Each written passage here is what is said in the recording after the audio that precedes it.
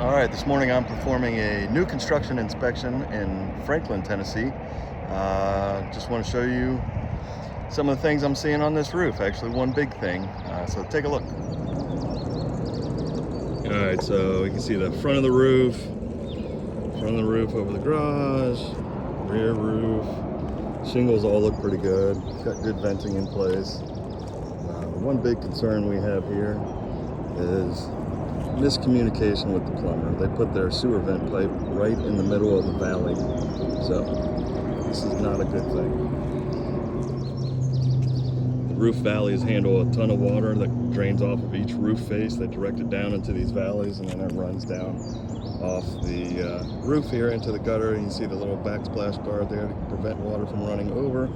But the volume of water that they have in these valleys increases potential for leaks if there are any penetrations in the valley. So we don't want any penetrations. Obviously having a sewer vent pipe is quite the penetration in the valley, not to mention the penetrations in the boot itself. So we want to get this taken care of. Relocate the boot, the vent pipe, move it over, 2 feet, and be good to go.